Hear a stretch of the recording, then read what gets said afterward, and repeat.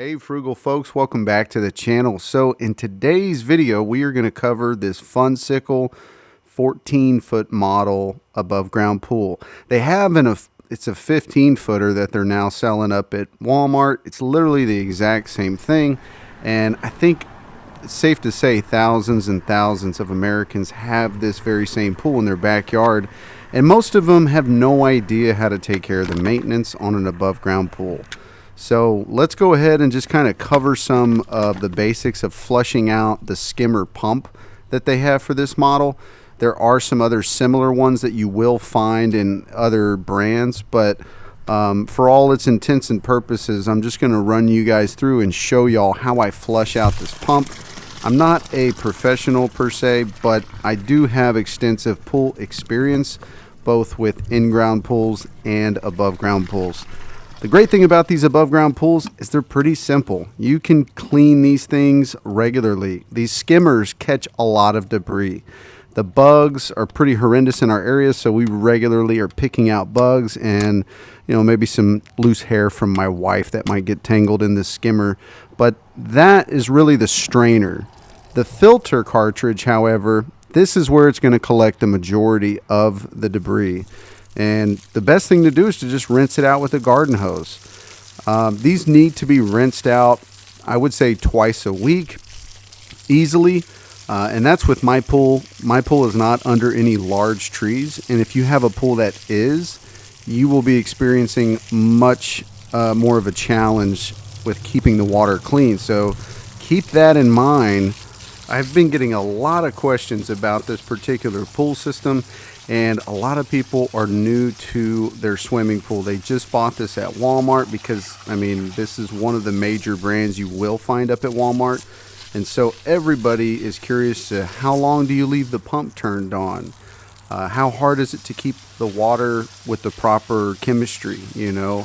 So if you are someone that could use a little bit of help with your above ground pool, I do have a playlist labeled pool videos. You can find it under our channel. But let's go ahead and finish rinsing this cartridge out, and then I'll walk you through what I'm doing and why I do it. And hopefully it'll make sense to you guys. Now, one thing I always seem to notice is that debris will get kind of stuck around the bottom of this skimmer housing. So I typically open it up and flush it out, as you can see, just simply taking that rubber stopper out of the way and then letting it drain out and leak onto the ground. Yes, you're going to get plenty of your pool water on the ground, but I mean, less than 5 minutes of the garden hose and you can replenish all of this water. Keep in mind, the sun will evaporate a decent amount of the water over the week, so keep an eye on that water level. I also recommend being careful with these plastic hoses.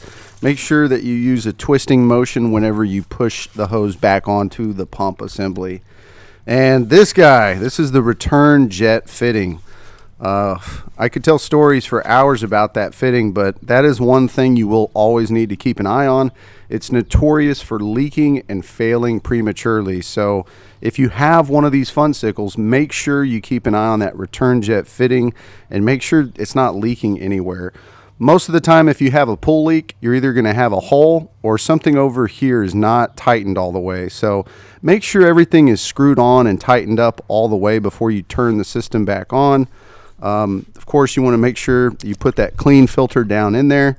I have noticed that it tends to favor one side of the filter over the other. I'll try and put this strainer back in, and you'll notice that it's kind of loose. So I'm going to actually take the filter and flip it upside down because right now it's too loose. So watch me as I'll take the filter, literally switch it, flip it upside down, and then put it in. And for whatever reason, I think it's due to the diameter of that inner portion of the filter, and it finally actually stays. And that's what you want. You want that strainer to stay there.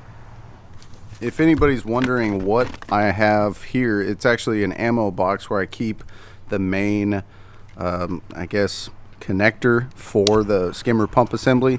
And most people understand how that works, so it's pretty self-explanatory. The number displayed on this little electrical connection is going to determine how many hours of the day that pump is going to run. And basically it'll loop itself every 24 hours. It'll restart and kick on, and it will run for whatever designated amount of hours you have that number set to. But make sure that the water is flowing in. If you're running low on water like you can see here, go ahead and grab a garden hose and stick it in there, and that way when you turn your pump on, it's not running dry. You do not want to have your pump running without water running through it. I don't recommend it. I think there is the potential of prematurely burning out the bearings of the pump, so don't do it. But one thing I also know is you dip these things, it makes it so much easier to slide them on when they're wet. When they're dry, they seem to catch and they really struggle to get on there. But that's going to do it for today's maintenance video. Thanks for watching.